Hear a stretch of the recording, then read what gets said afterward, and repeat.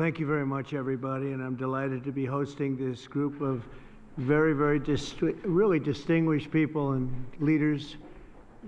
Few leaders can even compete with the people around this table. They're from Central Asia, and it's a magnificent part of the world. It's also a strong part. It's a tough part, and there's nobody tougher or smarter than the people we have gathered tonight. I'd like to thank Vice President J.D. Vance and Secretary Rubio, Secretary Bessent, Special Envoy Steve Witkoff, Ambassador Sergio Gore, going to India very shortly. Congratulations, Sergio. And Rick Grinnell, who's always done a fantastic job. Thank you, Rick, very much. And Senators Jim Risch and Steve Daines for being here. We have some other people coming in a little while, very distinguished people. I've just completed a series of outstanding bilateral meetings with these leaders in the Oval Office to discuss our ties with this very important part of the universe. We're strengthening our economic partnerships, improving our security cooperation, and expanding our overall bonds. A tremendous amounts of trade was done just in the last little while. Lots of great products, military products and otherwise, are being bought from the United States. We make the best military equipment by far in the world, and they understood it, really have understood it for a while, ever since I've been in office, where we rebuilt completely our military. I want to thank all of the leaders for being here and for their dedication to a strong relationship with the USA. The nations of Central Asia, known as the C5, sit at the historical and geographic crossroads of the world. These nations were once home to the ancient Silk Road connecting East and West. Great history, tremendous, beautiful history. Today, their location in the heart of Eurasia gives them incredible importance and unbelievable potential. Sadly, previous American presidents neglected this region completely. It's an unbelievable region, and by the way, it happens to be an extremely wealthy region, too. But we are fixing that mistake, and I'm committed to making America's partnership with each of these countries stronger than ever before. And I've had a relationship long before this. We've had a great relationship with some of the leaders sitting at the table, and I understand the importance of this region. One of the most important regions. A lot of people don't know that or didn't know that. One of the key items on our agenda is critical minerals. In recent weeks, my administration has strengthened American economic security by forging agreements with allies and friends across the world to broaden our critical mineral supply chains. We had a great relationship and a great meeting with President Xi of China. And we went also, as you know, our new and fantastic Prime Minister of Japan. If you take a look, what we've done is pretty amazing. We were with the President of South Korea. We went to Malaysia and lots of other places and had a lot of meetings while in South Korea.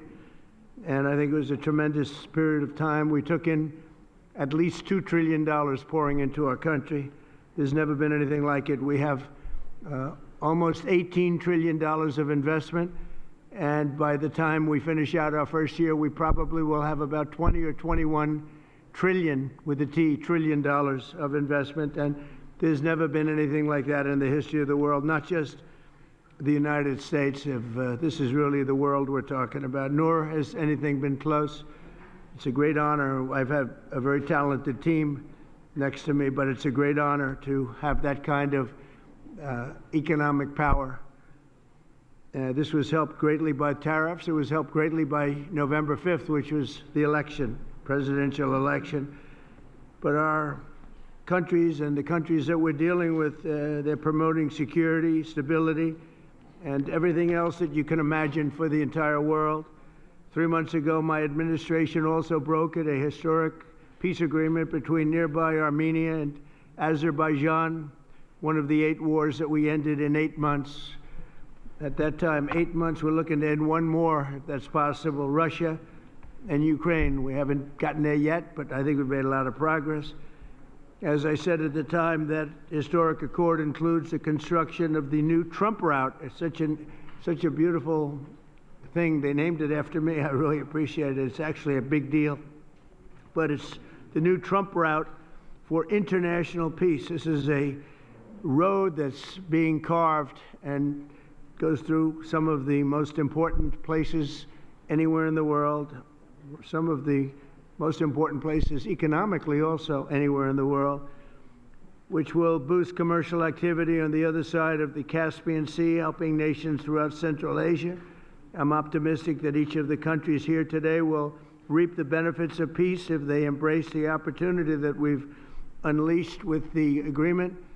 Some of the countries we're talking about and some of the countries represented here are going to be joining the Abraham Accords.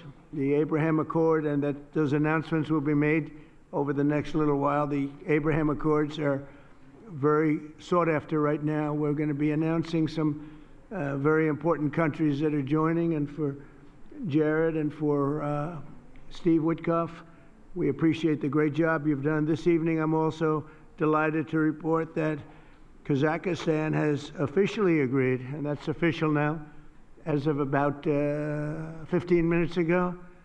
A tremendous country with a tremendous leader has officially joined the Abraham Accords. And I just want to thank you, Mr. President. It's a great honor. It's a tremendous honor to have you. Really great.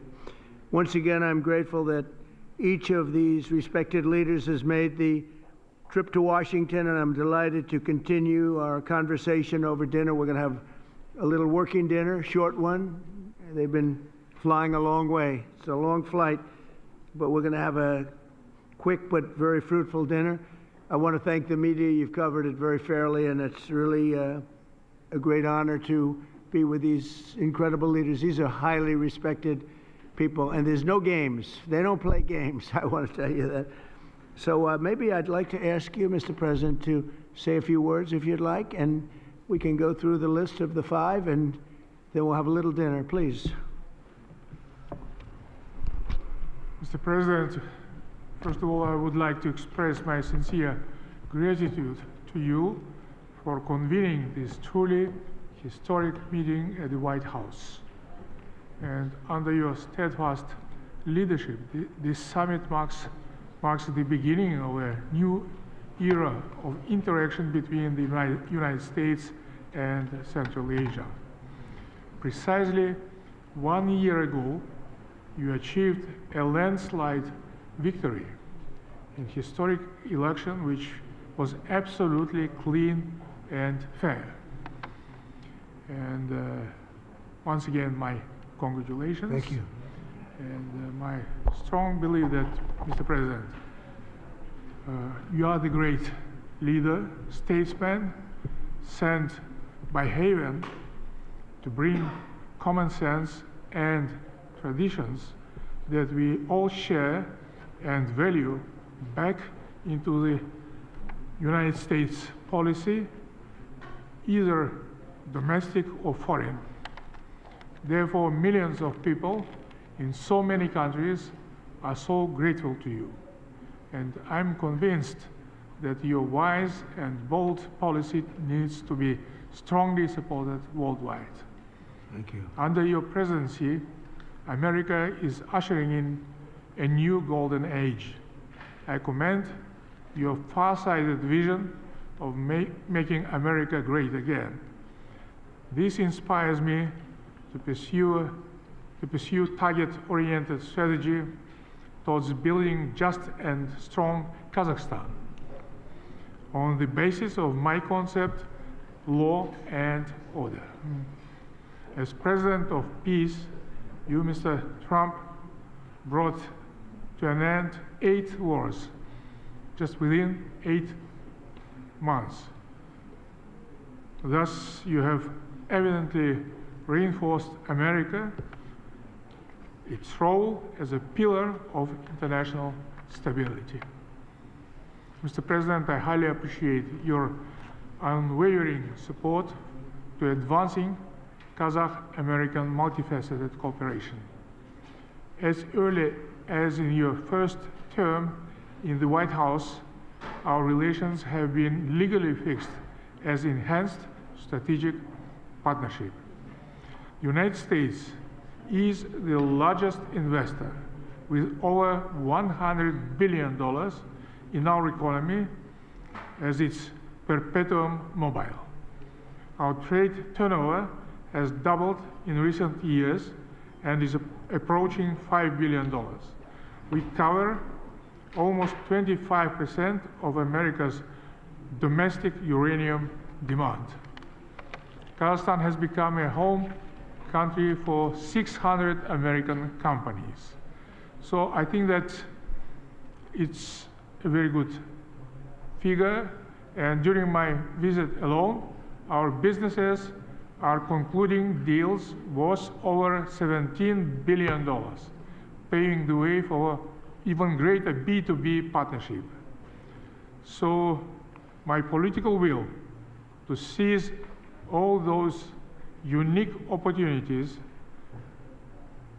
and this will is firm, is irreversible, and I will keep all important issues under my personal attention. I have no doubts that we have very bright future as it comes to our bilateral cooperation. Thank you, Mr. President. Thank you, Mr. President. Great job, too. Thank you very much. Please.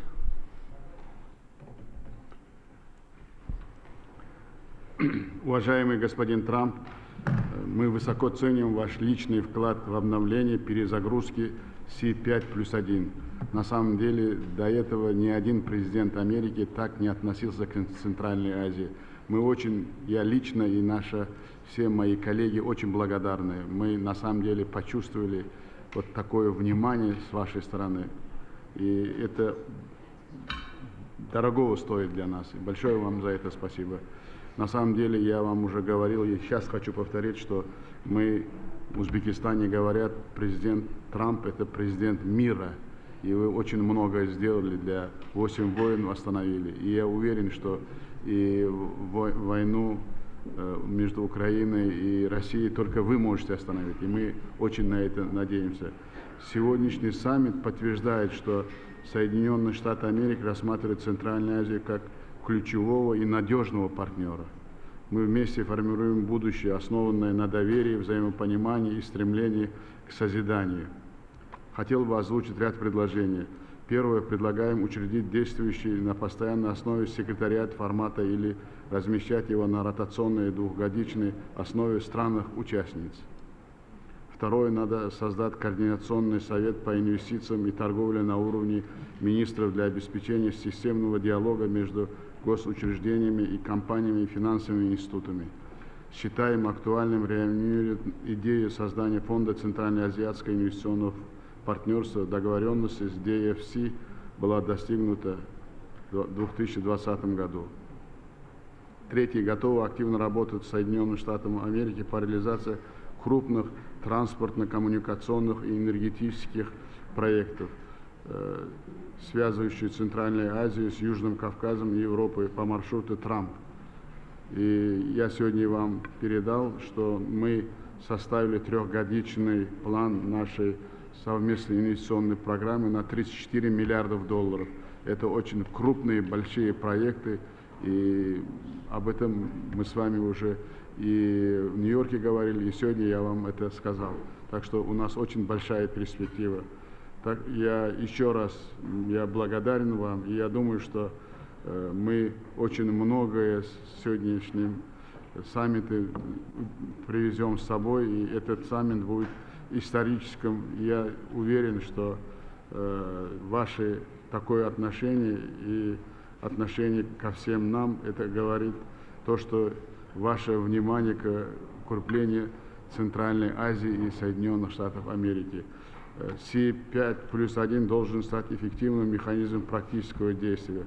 Предлагаем провести следующий саммит в 2026 году в Самарканде, где был положен фундамент этому формату. Убежден, под вашим лидерством, господин президент, наше сотрудничество будет неуклонно развиваться. Я вам предложил провести саммит мира, и мы будем к этому очень серьезно готовы. Благодарю за внимание.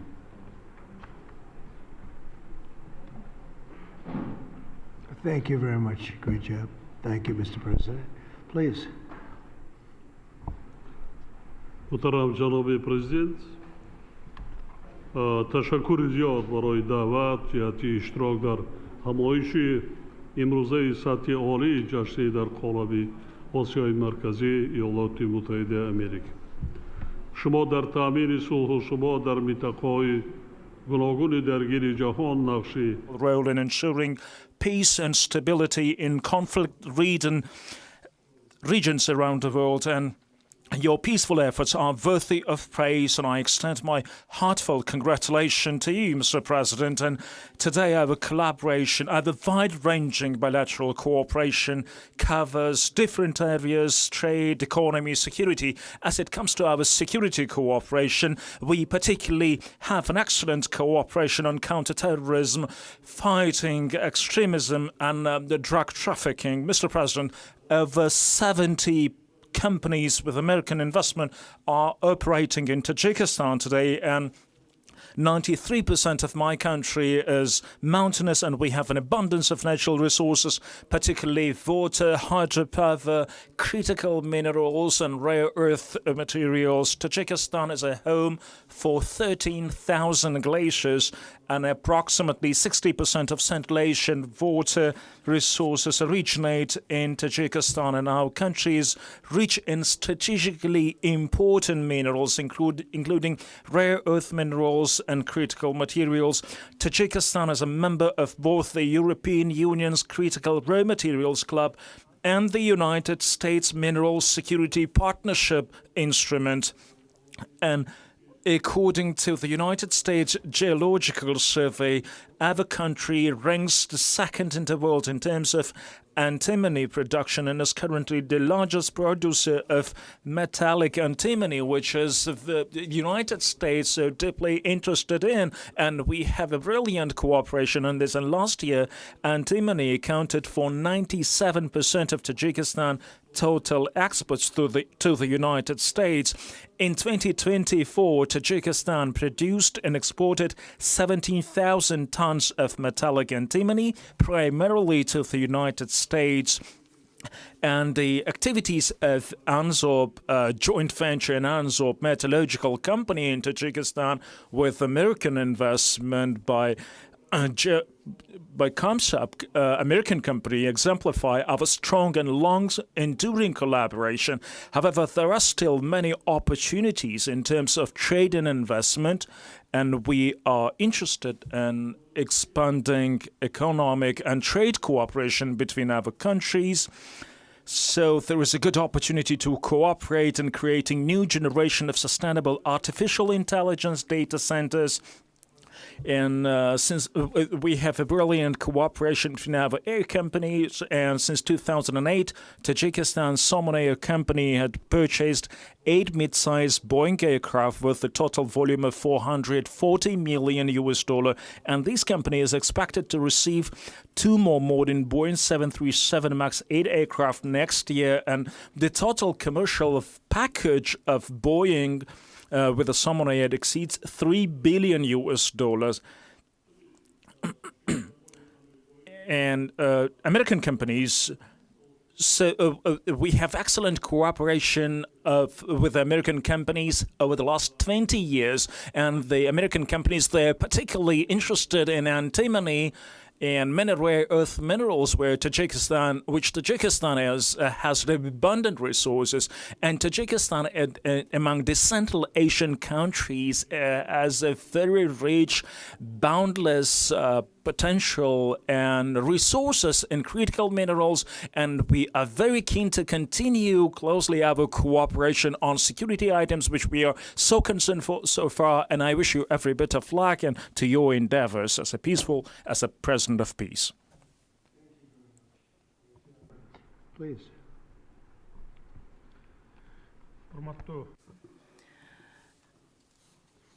Dear mass media representatives, for me, it's a great pleasure for me to hold a bilateral meeting with President, His Excellency Donald Trump, and to participate in the C5+1. First and foremost, I would like to express my sincere gratitude to President Donald Trump for his kind invitation and warm hospitality and this opportunity to speak about important topics. Kyrgyzstan values The United States of America is one of the important partners in foreign policy. During our bilateral meeting, we discussed some actual topics of the Kyrgyz-US relations, as well as the strengthening cooperation between the Central Asian countries. With regard to Kyrgyz-American relations, I would like to emphasize four main areas: economy and investment, including tourism, hydropower development, digital economy, artificial intelligence, and information technology, ensuring peace and security and stability. In this context, I wish to highlight the significant contribution made by President Donald Trump to strengthening global stability and to ending conflicts in different parts of the world. When I started my office of the president, I identified the main priority as resolve border issues with our neighboring states in the spirit of good neighborhoodness. Today, after 5 years, I'm pleased to note that together with my counterparts, we have successfully achieved this goal, most importantly through peaceful means. As a result, the role of Central Asia in global politics has grown substantially, and major powers have shown increasing interest in cooperation with the region. The C5+1 format has become an important platform for advancing political dialogue, and I'm very glad about that.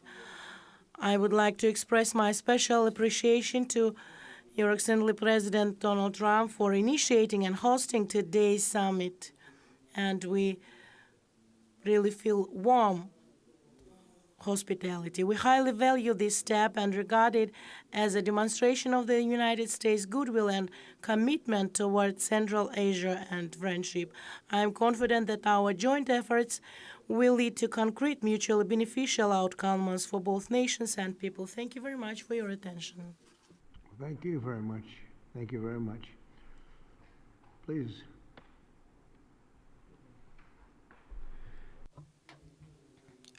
I thank you, Mr. President. First of all, I would like to express my deep gratitude, Mr. President, for the invitation to attend this C5 Central Asia plus US Summit. We consider that we recognize the good results that made since the development of this format, and of course we expand the cooperation in such strategically important areas as security, economy, energy, and environment. We believe that the results of this summit will lead us to further expansion of multi-phase cooperation between Central Asia and the United States of America. I do appreciate, Mr. President, for your warm hospitality. I do appreciate. Thank you very much, and thank everybody. We'll have a little more to discuss, but a lot of progress has been made today, and it's a great honor to have you with us in the United States of America. Thank you. And to the media, maybe a couple of questions, ideally on this topic, please. Please. Kazakhstan and the US have signed over $17 billion in new deals in aviation, minerals, and digital technology. In your view, which area of this partnership matters most? And second question, President Trump, when can we report that you will be the first US president to visit Kazakhstan? When will you be our guest? I think it's very possible that we'll do that. And I think all of those are very important items when you think of it, right? It's, you never know from year to year. One becomes more important than the other, but they're all important, and your country has great natural resources and a great president. Very great president. Thank you. Okay, thank you very much. Yes, please. Vanik amendment. We are just expecting. What? Say it again. Jackson Vanik amendment. Oh, go ahead. Yeah, go ahead. Well, thank you, Mr. President. Look, Jackson Vanik is overdue to be repealed with the help of the president, with working with the president. We are going to get that repealed in the very near future. Thank you, Mr. President. Okay, thank you very much. Yes, please. President, On this topic, Kazakhstan already has diplomatic relations with Israel. Can you talk about the significance of this agreement in terms of what it would signal to the region as Gaza moves toward rebuilding? And on the shutdown, there's been discussion about potentially a deal, but it would involve rehiring the federal workers who were laid off. What's your opinion of that? Well, we're going to see about the shutdown. Look, the shutdown is caused by the Democrats, and we're not going to spend $1 trillion or $1.5 trillion on health care for people that came into our country illegally, many of them from prisons and many of them drug dealers and murderers, 11,888 murderers. We're not doing that, so we'll see about that. We shouldn't, they should have, as they've done always in the past, it should have just been extended. It could have been extended very easily, and it should have been. Yes, please. The Abraham Accords is significant, sir, given that they already have diplomatic relations with Israel, what this agreement is supposed to signal? You want to answer that, please? Yeah, so I think the diplomatic significance is that it gives great momentum to the Abraham Accords. And to recap for those those who are listening who don't appreciate, the Abraham Accords, of course, is the historic agreement struck by the president in the first term to rebuild the alliance structure and the relationships between Israel and a number of the majority Muslim countries in that region of the world. What the president has done is actually signaled that the momentum of the Abraham Accords is alive and well in the second administration. I think it's not just going to be Kazakhstan, but also a number of other countries that join in the months to come. So it's a great signal, a great act of friendship, and a great sign that the Abraham Accords is alive and well. Marco? I think that's the wrong way to analyze it. There's a lot of countries that have diplomatic relations with one another. The Abraham Accords is a partnership. It's an enhanced relationship beyond just diplomatic relations and having embassies in each other's capitals. It is, and it's not just with Israel, it's with all the other countries that are part of the accord. You're now creating a partnership that brings special and unique economic development on all sorts of issues that they can work on together. So that's really the benefit of it, and the strength of it is to have majority Muslim countries, the Jewish state, able to partner on things to show the world that it is possible. Essentially, we've really expanded the Abraham Accords, and one of the reasons is we are right now in negotiations or talks with many countries that really wanted to come in, but they couldn't because of the status of Iran. When Iran had a possibility of nuclear weapons, which they do not have now, when Iran was the bully of the Middle East, let's call it the bully of the Middle East, which it isn't anymore, they had a hard time going against that. I understand that. Now that Iran has been very much decimated in terms of their nuclear and in terms of their regular, because of the actions we took with those beautiful B-2 bombers and other things, people really want to come in. And so we are in very active discussions with the more traditional potential members of the Abraham Accords.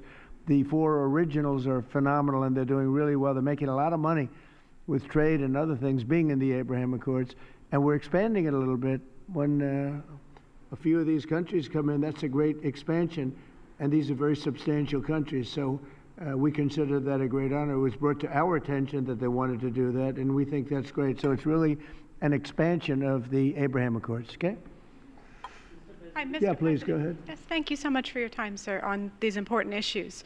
I wanted to hear if you have an update on the Russian oil sanctions. We're seeing reports that the exports are way down. So how do you think that could affect the war in Ukraine, the United States' interests, and your partners here tonight, too? Well, I can say that the exports from Russia are way down. We just like to see an end to the war. We'd love to see an end to that war. So many people are being killed. A lot of Russian soldiers are being killed. So we think at some point they're going to get very smart and they're going to do that. So, yeah, the Russian exports are substantially down. What is your Trump doctrine on foreign policy, is in particular related to South and Central Asia and China? Well, look, we had a tremendous meeting, as you know, with President Xi in China. And my doctrine would be denuclearization, because we have enough nuclear. We're number one, Russia's number two, China's number three, way behind, but they'll be even in 4 or 5 years. They're, working overtime on nuclear weapons. I think that denuclearization would be a great thing. We could blow up the world 150 times. There's no need for this. So I really think we're going to have, I've spoken to President Putin about it. I've spoken to President Xi about it. and everybody would like to spend all of that money on other things, people that really, things that can benefit people now.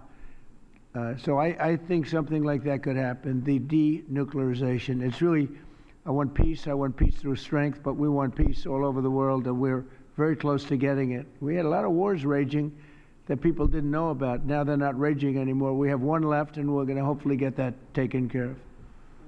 Yes, sir, go ahead. Mr. President, do you have an update on how soon that international stability force may be on the ground in Gaza? Very soon. It's going to be very soon. And Gaza's working out very well. And you haven't been hearing too much about problems. And I'll tell you, we've had countries that have volunteered. If there's a problem with Hamas, as an example, or a problem with anything, but they volunteered to, on a single basis, go in and take care of it. We have very powerful countries in this coalition. And it's not, this is because I've heard some of the press saying, well, it's a very tentative, or it's not tentative. This is a very strong peace. This is peace in the Middle East. Hamas is a very small part of it, very, very small part.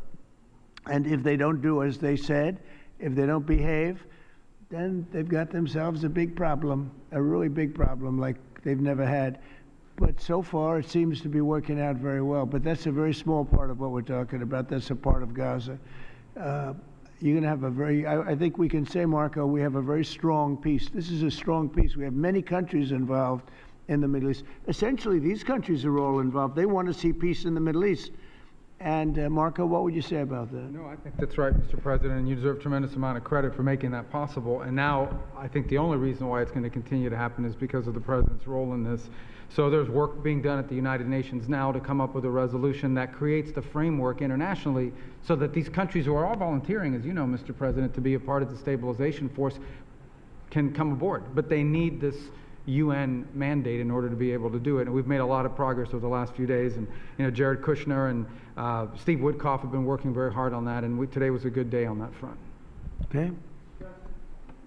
Yeah, go ahead, please. Fox. Will you discuss the Abraham Accords when you meet with the president of Syria? Well, we're going to meet, and I think he's doing a very good job. It's a tough neighborhood, and he's a tough guy. But I got along with him very well, and a lot of progress has been made with Syria. That's a tough one, but a lot of progress has been made. We took the sanctions off at the request of Turkey, at the request of actually Israel, at the request of a few different countries, and we took the sanctions off to give them a chance. And frankly, Iran has been asking if the sanctions could be lifted. Iran has got very heavy U.S. sanctions, and it makes it really hard for them to do what they'd like to be able to do. And I'm open to hearing that, and we'll see what happens, but I would be open to it. But we did take the sanctions off Syria in order to give them a fighting shot. And I think so far I think he's doing a very good job so far. Fox?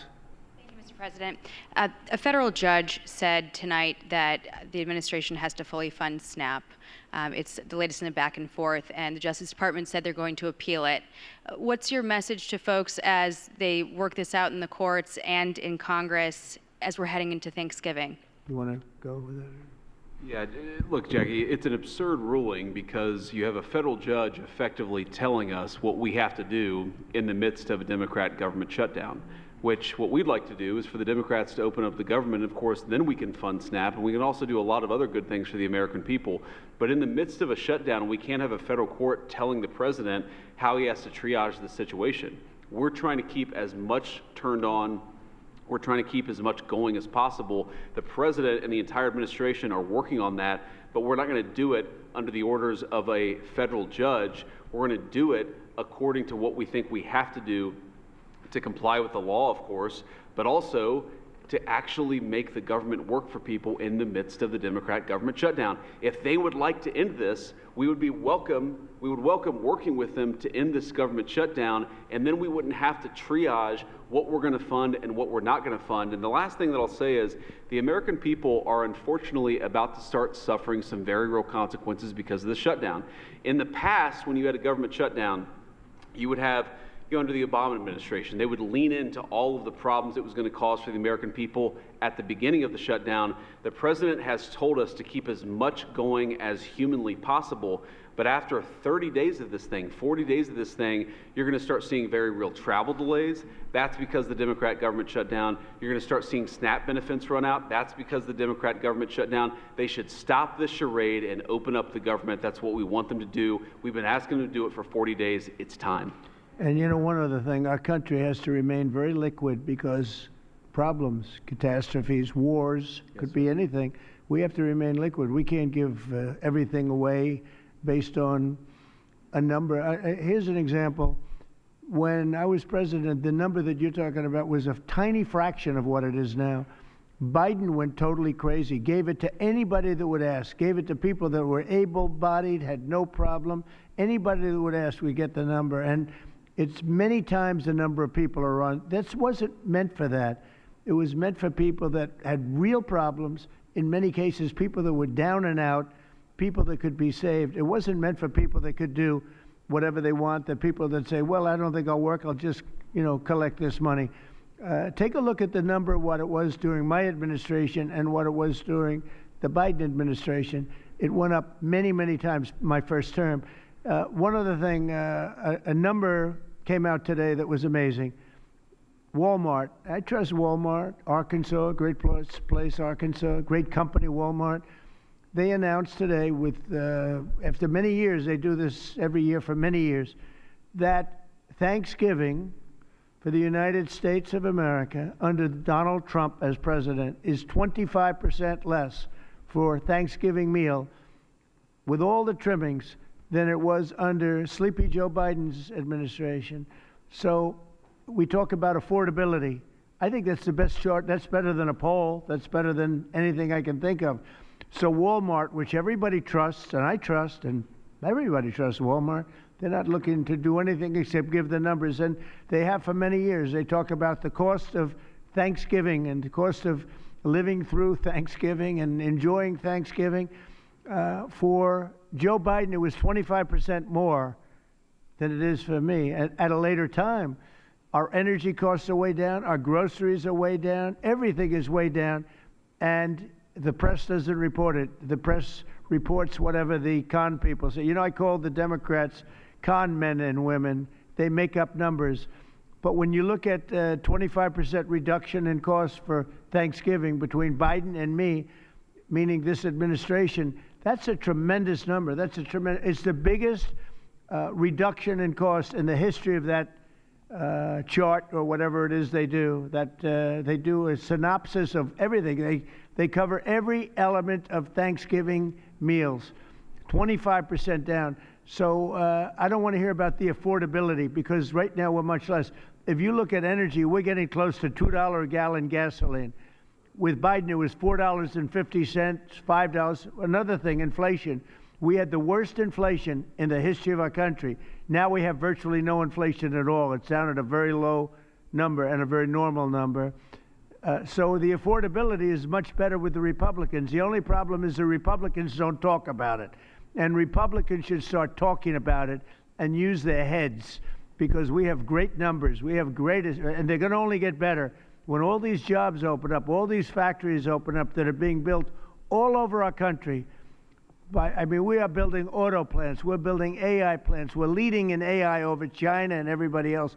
When all of these plants start opening, we're going to have a revolution, a positive revolution, economic revolution like never before. Thank you very much, everybody. Thank you.